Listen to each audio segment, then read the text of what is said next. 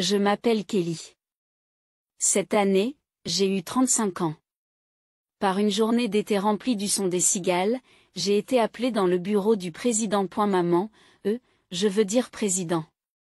Qu'est-ce qu'il y a? Tout en s'éventant, apparemment incommodée par la chaleur, ma mère, la présidente, a gardé son beau profil tourné vers moi et m'a dit brusquement, j'ai décidé de céder l'entreprise à ta sœur. Tu es donc licencié à partir d'aujourd'hui. La lumière du soleil traversant la fenêtre était si brillante que je n'ai pas pu saisir si c'était la réalité pendant un moment. Quoi?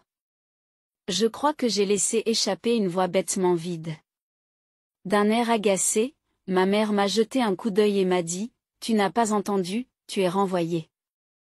Nous n'avons plus besoin de toi ici. Déménage à la fin du mois. Tout en parlant, elle a fermé son éventail et reporté son regard sur les documents posés sur son bureau, comme si elle avait terminé son travail. Seule dans le bureau du président, avec le bruit des cigales dans la pièce, je digère lentement ces paroles. Tu es encore là? Retourne au travail, gronde ma mère et je recule machinalement en disant, excuse-moi, ferme la porte et sors dans le couloir. Notre entreprise était un petit bâtiment de 2 étages avec une dizaine d'employés, tous impliqués dans des travaux de démolition. C'était une entreprise familiale. Ma mère en était la présidente, ma tante et son mari les vice-présidents, et la cousine de ma mère et son conjoint les directeurs généraux, la quasi-totalité des pouvoirs étant entre les mains de ma mère. Après le lycée, j'ai travaillé dans un cabinet comptable, mais à 25 ans, lorsque ma mère m'a dit que nous n'avions pas de comptable, je me suis demandé si j'allais abandonner ma famille dans le pétrin. Tu serais le dernier à en souffrir, elle m'a un peu forcé à entrer dans l'entreprise. De plus, les tâches qui m'étaient confiées ne se limitaient pas à la comptabilité, ma mère me chargeait de tout. Du travail de bureau aux corvées diverses. Lorsque nous manquions de personnel, on m'envoyait même faire des visites de vente, ce qui faisait de moi un touche-à-tout au sein de l'entreprise. Malgré cela, je travaillais dur du matin au soir, en essayant de ne pas accabler les autres, et j'ai réussi, tant bien que mal, à faire le travail pendant 10 ans. Pendant ce temps, Samantha, à qui l'on avait annoncé qu'elle reprendrait l'entreprise, avait 3 ans de moins que moi, soit 32 ans. Elle ne travaillait dans notre entreprise que depuis 2 ans. Avant de nous rejoindre, Samantha se plaignait souvent et changeait d'emploi en disant que cela ne me convenait pas à 30 ans, alors que les conditions d'emploi devenaient plus strictes. Elle se lamentait, je ne peux pas travailler pour un salaire aussi bas, et passait ses journées à la maison, sans même chercher un autre emploi. C'est alors que ma mère lui a dit, il y a un travail qui te convient, Samantha. C'est ainsi que ma mère a accueilli Samantha en tant que directrice générale de notre entreprise. Cela fait 10 ans que je travaille pour l'entreprise, mais je reste une employée régulière. La différence de traitement entre nous, les sœurs, a surpris notre entourage, mais je me suis dit que c'était une question de chiffres. C'est parce que ma mère a toujours favorisé ma sœur depuis notre enfance. Pour la belle Samantha, elle achetait tout, des vêtements aux jouets, en disant, tu es vraiment adorable, Samantha. Cette tenue te va à merveille. En revanche, comme je n'étais pas aussi mignonne, on me disait, cela te suffit, alors que je recevais des vêtements de cousins et d'enfants du voisinage. Quand j'étais jeune, je ne comprenais pas pourquoi on me traitait ainsi. Tout ce que je voulais, c'était attirer l'attention de ma mère, alors j'ai ignoré mon apparence immuable et je me suis consacrée à aider et à étudier. Pourtant, ma mère ne s'intéressait pas à moi. Jetant à peine un coup d'œil à mon bulletin de notes qui ne comportait que des A avant de le tamponner. Si la beauté est le seul moyen d'être aimé, j'ai même envisagé de recourir à la chirurgie esthétique. Voyant ma situation difficile, ma tante, pendant mes années de lycée, m'a expliqué pourquoi ma mère m'ignorait. On m'avait dit que mon père était décédé, mais en réalité, il s'était enfui avec une femme de l'entreprise l'année de la naissance de Samantha. Cette femme était plus âgée que ma mère et moins séduisante. De plus, elle avait un air qui me ressemblait. Et ma tante a dit que ta mère était très fière et qu'elle ne pouvait pas pardonner que son mari ait été volé par une femme qui avait l'air moins belle et qui était plus âgée qu'elle, mais elle a souri comme si cela lui servait de leçon. A eu fait. Ma tante est la sœur de ma mère et elle me ressemble, ni particulièrement belle ni laide. Elle m'a fait souffrir aussi, mais elle était capable de travailler. Mais c'est surtout grâce à son charme qu'elle a réussi à s'imposer. Après le départ de mon père à 32 ans, ma mère a repris l'entreprise de mon grand-père décédé et s'est servie de sa beauté pour attirer continuellement des clients et augmenter les performances. Le nombre croissant de bâtiments dépassant leur durée de vie a également contribué à accroître le besoin de démolition. Ainsi, même ma tante et son mari, ainsi que la cousine de ma mère et son conjoint, la respectaient. Cependant, récemment, avec l'augmentation des coûts d'élimination et de transport des déchets industriels, l'équilibre entre les frais de démolition et les dépenses réelles est devenu intenable, un problème commun à l'ensemble du secteur, et les performances de notre entreprise ont diminué. Honnêtement, il n'a pas été facile d'assurer la paie mensuelle. Pendant cette période, alors que Samantha commençait à travailler dans l'entreprise, j'ai commencé à m'inquiéter de la façon dont nous allions couvrir son salaire. C'est alors que ma mère m'a dit, « Je vais réduire ton salaire pour la payer, puisque nous sommes une famille, c'est tout à fait naturel. » Lorsque j'ai argumenté logiquement que même si tu réduisais mon salaire, cela ne couvrirait pas le salaire de la directrice générale, elle m'a répondu avec force que c'était à toi, en tant que vétéran, de trouver une solution. Faites-le, c'est tout. J'ai murmuré, timidement, que Samantha ne devrait pas d'abord commencer comme employé régulier. Ma mère m'a jeté un coup d'œil sévère et m'a dit, « À qui parles-tu ?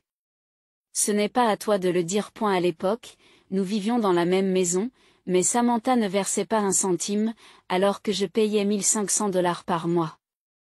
Bien sûr, même après que Samantha a rejoint notre entreprise, elle n'a pas contribué financièrement à la maison. En grandissant, je me suis occupée des tâches ménagères, car ma mère, très occupée, ne le pouvait pas, et j'ai assumé naturellement les responsabilités, tandis que Samantha a agi comme si c'était tout à fait naturel et n'a rien fait. 6. Le dîner n'est pas encore prêt? Lorsque je faisais des heures supplémentaires, Samantha m'appelait pour me presser de dîner.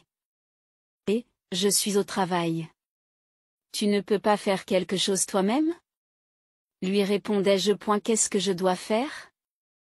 La cuisine est ton domaine, non? Je ne veux pas l'utiliser sans permission et me faire gronder. Tu t'es énervé la dernière fois, tu te souviens qu'elle a évoqué un incident vieux de plusieurs années, et qu'elle n'a finalement pas essayé de cuisiner. En général, Samantha ne nettoie pas et ne remet pas les choses à leur place. Il semble qu'elle soit encore rancunière de ce que je lui ai fait remarquer la dernière fois. Ou plutôt, elle s'en sert comme d'une raison pour justifier sa position de ne rien faire. À contre-séure, je rentrais à la maison pour préparer le dîner, avant de retourner au bureau pour faire des heures supplémentaires. Ma mère préparait rarement le dîner, bien souvent, même si la nourriture était prête, elle mangeait ce qu'elle voulait à la place. Dernièrement, lorsque ma mère a commencé à emmener Samantha en voyage d'affaires plus fréquemment, j'ai eu moins besoin de préparer le dîner, mais le coût de ces sorties a continué à nous préoccuper. Cette année, ma mère a eu 63 ans et elle a commencé à se plaindre davantage de diverses douleurs dans son corps et de l'impact de l'alcool sur elle. C'est à ce moment là que j'ai été convoquée dans le bureau du président et qu'on m'a dit, je confie l'entreprise à Samantha, donc toi, le vilain petit canard, tu es licencié à partir d'aujourd'hui. Compte tenu des actions passées de ma mère, il était logique qu'elle confie la présidence à Samantha. En y réfléchissant, Samantha a aujourd'hui 32 ans, l'âge qu'avait ma mère lorsqu'elle est devenue présidente pour la première fois. Peut-être ma mère pensait-elle que Samantha pourrait utiliser sa beauté pour attirer des clients, comme elle l'avait fait. Cependant, l'idée d'être renvoyée à cause de mon apparence était quelque chose que je ne pouvais tout simplement pas accepter. Même si mon salaire était transféré à Samantha, j'avais l'impression qu'il n'y avait pas de réel avantage. Lorsque j'en ai discuté avec ma tante, il m'a semblé que la nouvelle de la nomination de Samantha à la présidence s'était déjà répandue parmi les employés. Mais la nouvelle de mon licenciement était également nouvelle pour elle. Après avoir réfléchi un peu, ma tante a dit, « Je ne suis pas tout à fait sûre, mais il semble que Samantha n'aime pas que tout le monde lui dise, « Ne t'inquiète pas, nous demanderons à Kelly si elle veut faire quelque chose. » C'est peut-être lié. Mais c'est parce que les gens ont arrêté de demander à Samantha parce que son travail était bâclé, n'est-ce pas? Oui, Samantha était incapable de respecter les délais. ratait souvent ses appels téléphoniques et son travail était truffé de fautes de frappe. Malgré son expérience professionnelle, peut-être à cause de son physique avantageux, les hommes de son entourage la couvraient, la laissant inconsciente de son manque de compétences. Ma tante l'a également compris. C'est vrai. Mais elle pense sans doute que tu es sur son chemin, dit-elle, avant d'ajouter avec un profond soupir, oh là là, je n'arrive pas à croire qu'elle te licencie. Cela aurait paralysé notre entreprise, mais son habitude de ne pas tenir tête à ma mère l'a empêché de protester. J'ai ressenti un sentiment de dégoût d'être lié par le sang à ma mère, à ma sœur et à cette tante peu fiable. Et ma mère et ma sœur ne m'aiment donc pas, dis-je d'un ton dépité, ce à quoi ma tante hésita avant de répondre, oui, ta mère est dure, mais tu ferais mieux de travailler ailleurs. Tu es trop capable pour ne pas recommencer ailleurs. Il y avait une légère chaleur de parenté dans son regard lorsqu'elle m'a conseillé de démissionner. Debout dans l'entreprise rougie par le crépuscule d'été, j'observais vaguement un mirage au loin. Il est peut-être temps d'en finir, j'ai senti un sentiment de libération se répandre dans ma poitrine. Me tournant vers ma tante, j'ai souri calmement pour la première fois depuis mon arrivée dans l'entreprise. Surprise par mon sourire, ma tante me l'a rendu d'un air triste. J'ai ensuite passé les derniers jours à préparer les documents de transfert et à tout organiser pour que tout le monde puisse comprendre. Et avant même que je m'en rende compte, la fin du mois, mon dernier jour, était arrivée. Lorsque je me suis rendue dans le bureau du président à la fin de la journée, on n'entendait plus le bruit des cigales, et ma mère et ma sœur riaient et bavardaient joyeusement. Ce vendeur a vraiment un faible pour toi. Vous, le chauve? Impossible qu'elle rit sans remarquer ma présence. Jusqu'à ce que je tousse délibérément. C'est alors que Samantha, l'air perplexe, a demandé, qu'est-ce qu'il y a? Nous n'avons pas besoin de dîner aujourd'hui. C'est mon dernier jour ici. Je vous remercie pour tout ce que vous avez fait jusqu'à présent. Oh, c'était aujourd'hui? J'avais totalement oublié qu'ils avaient à nouveau éclaté de rire. Le fait de réaliser que je n'aurais plus à voir leur visage m'a fait du bien. Je me suis inclinée et ma mère a répondu par un oui robotique, merci pour votre dur labeur, tandis que je refermais la porte derrière moi avec émotion. De l'intérieur, j'ai entendu la voix de ma sœur. Maintenant, nous n'aurons plus à voir ce visage agaçant. Surveille-moi, me suis-je murmuré en quittant l'entreprise dans laquelle j'avais travaillé pendant de nombreuses années. Une semaine plus tard, après avoir terminé des travaux administratifs dans une école, j'ai consulté mon smartphone et j'ai remarqué 14 appels manqués de ma mère en l'espace de 2 heures. Un mauvais pressentiment m'a envahi, j'ai donc mis mon téléphone en mode silencieux et j'ai fait d'autres courses avant de rentrer chez moi. Les appels de ma mère ont continué à augmenter, le lendemain matin, ils étaient au nombre de 80. Le dernier appel est arrivé juste après 2 heures du matin. Bien sûr, je n'avais pas l'intention de la rappeler. Elle m'était désormais étrangère et je ne voulais pas entendre sa voix, craignant qu'elle ne me fasse à nouveau succomber à ses exigences. Pendant 35 ans, j'ai été dominée par ma mère. Pour me libérer de son emprise, j'ai décidé d'ignorer complètement ses appels. J'aurais pu la bloquer, mais j'ai laissé les appels non contrôlés comme preuve au cas où elle aurait entrepris des actions obsessionnelles. Pendant un certain temps, j'ai reçu près de 100 appels par jour. Au début, vérifier les appels manqués était déprimant, mais à mesure que je m'y habituais, j'ai commencé à ressentir un sentiment d'ombre et à imaginer ma mère se débattant sans moi. C'est à ce moment-là que j'ai vraiment réalisé à quel point elle m'avait maltraité. 1 an s'est écoulé depuis.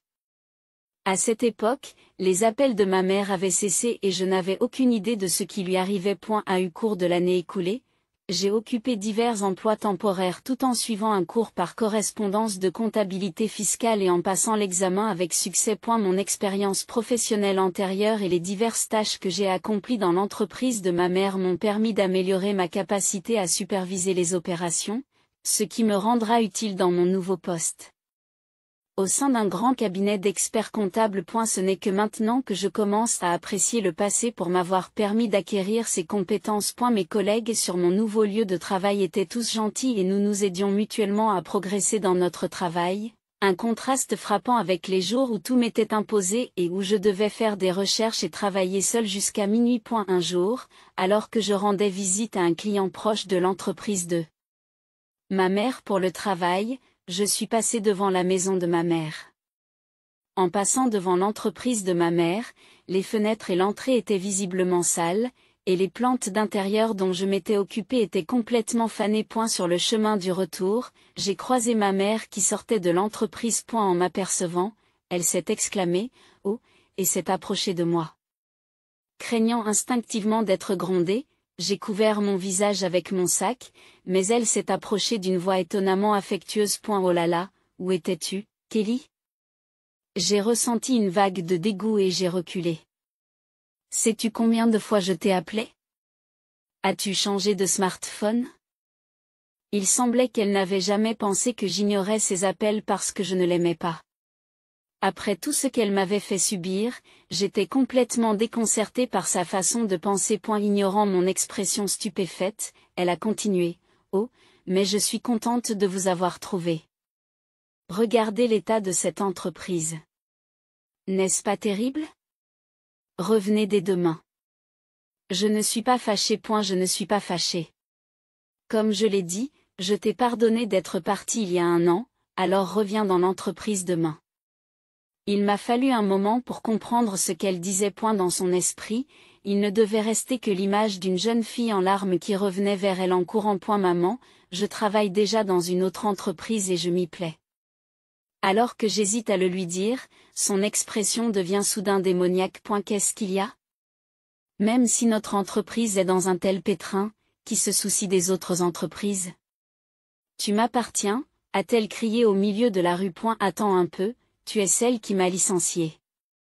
C'est toi qui m'as licenciée. C'est vrai. Et Samantha ? Qu'est-ce qu'on lui a fait ? En reniflant, elle rétorque, sérieusement, je pensais que Samantha serait plus utile, mais elle a tout gâché en sortant avec 3 clients en même temps. Tout s'est écroulé instantanément. Tout se serait bien passé si elle ne s'était pas fait prendre. Ensuite, je l'ai mise au bureau pendant un certain temps pour qu'on ne la voie pas, mais elle n'est même pas capable de faire le ménage correctement et elle est nulle en comptabilité. Nous ne pouvons pas nous permettre d'engager quelqu'un d'autre qui est vraiment gênant. Après avoir exprimé ses frustrations, elle m'a souri et m'a dit, c'est pour ça que c'est ton tour, Kelly. Notre bureau est en désordre depuis que vous êtes parti. Tu dois prendre tes responsabilités. Avant de démissionner. J'avais rédigé un manuel de passation des pouvoirs et tout expliqué à Samantha. Samantha n'a probablement rien vérifié, et ma mère n'a probablement pas écouté cette partie. Même si elle l'a fait, soit elle ne s'en souvient pas, soit elle fait semblant de ne pas avoir entendu. Après tout, il n'y a pas de responsabilité à assumer puisque c'est elle qui m'a licencié. D'ailleurs, depuis votre départ, il y a eu une série de clients qui ont interrompu les transactions. Tu ne trouves pas ça bizarre ? Ils ont dit qu'ils ne pouvaient plus nous faire confiance parce que tu n'étais plus là. C'est pourquoi je veux que vous reveniez. Comme j'y ai travaillé pendant de nombreuses années, je connaissais plusieurs clients. Ma mère dénigrait mon apparence, mais il y avait des gens qui appréciaient vraiment mes compétences. Lorsque j'ai démissionné, j'ai appelé pour remercier les personnes à qui je devais des faveurs, et elles m'ont demandé pourquoi je partais. Il était difficile d'expliquer la raison déraisonnable de mon licenciement, mais pensant que c'était ma dernière chance, j'ai tout révélé. Et il semble qu'après avoir entendu les raisons de mon licenciement, ces clients aient décidé de ne plus traiter avec l'entreprise de ma mère. Leur approche est toujours la même. Ils font passer les choses en force, rejettent la faute sur les autres et laissent à quelqu'un d'autre le soin de faire le ménage. Cela a toujours été leur modus operandi. Me mordant la lèvre inférieure, j'ai pensé aux visages aimables de mes collègues actuels, me rappelant que c'était le vrai monde normal, et que j'avais été dans un environnement anormal. Je me suis juré de ne plus succomber à cette pression. Responsabilité ou pas, c'est toi, le président, qui m'a renvoyé, maman. Sentant un changement de ton de ma part, ma mère prit brièvement un air surpris. Et puis, la raison de mon licenciement n'était-elle pas que je n'étais pas attirante, avant même que je m'en rende compte ? Notre dispute avait attiré une foule, apparemment intriguée par le spectacle. Ma mère, remarquant les escaliers de ceux qui l'entouraient, hésita avant de dire « Ai-je vraiment dit cela ? Est-ce que tu m'as mal entendu ? Non, j'ai bien entendu. Tu as dit que tu confiais l'entreprise à ma belle-sœur et que tu renvoyais la LED. Je n'ai pas compris ce que vous vouliez dire. J'ai travaillé dur pendant 10 ans et vous décidez de confier l'entreprise à Samantha. Elle n'est là que depuis 2 ans et fait à peine son travail. Je remets en question votre jugement. Alors que je parle avec force, un murmure parcourt la foule. C'est vrai ? Est-ce vrai ? C'est sa propre mère qui l'a dit. N'est-ce pas insensé ? Sont-elles vraiment de la même famille ? Certains ont même commencé à enregistrer la scène, mais j'étais trop en colère pour m'en préoccuper. Le visage de ma mère pâlit sous les regards accusateurs et elle commence à transpirer. Kelly, tu as mal compris. Discutons à l'intérieur. Mal compris ? Qu'est-ce qui est mal compris ? Si vous ne l'avez pas dit, pourquoi ne pas le dire clairement ici ? Elle s'est tue, et les gens autour ont commencé à chuchoter. Ah, elle est devenue silencieuse. C'est donc que c'est vrai. Je ne peux pas croire que les gens aient commencé à chuchoter avec incrédulité. Soudain, quelque chose en ma mère a craqué. Ça suffit. C'est de ta faute si tu es laide et morose, a-t-elle crié. Les laids devraient obéir tranquillement au beau. C'est tout ce que tu sais faire. Ces mots durs ont choqué les passants, qui se sont empressés de filmer. La laideur doit obéir à la beauté de la dame apparaît. C'est ainsi que la vidéo a été légendée, et elle s'est rapidement répandue. Cette vidéo s'est répandue parmi les relations d'affaires de ma mère, et bientôt toutes les entreprises ont cessé de traiter avec elle. Il semble qu'au cours de mon année d'absence, il y ait eu des décharges illégales et des falsifications de livres, des délits assez graves. Au fur et à mesure que la vidéo se répandait, les clients ont rompu les liens les uns après les autres. Finalement, la société a fait faillite, et ma mère et Samantha, désormais sans revenus, ont visité mon appartement une fois, mais bien sûr je n'ai pas ouvert la porte. Elles ont fini par s'installer dans un studio délabré de 45 ans sans salle de bain, vivant dans la crainte des créanciers tout en travaillant à temps partiel et en occupant des emplois temporaires. Samantha, qui se servait de sa beauté pour essayer de charmer ses collègues masculins afin de leur faciliter la tâche, s'est rapidement fait détester de ses collègues et a dû changer fréquemment d'emploi. Quant à ma mère, la vidéo n'a jamais disparu de l'Internet, et elle a été ostracisée par ses collègues, travaillant seule et en silence. Pendant ce temps, je me suis trouvé un petit ami à mon nouveau travail. Il n'est pas beau, mais il est sincère et sérieux, et il aime mon dévouement au travail. Nous prévoyons de nous marier bientôt. Je passe mes journées à me sentir sincèrement reconnaissante d'avoir toujours pris mes responsabilités au sérieux.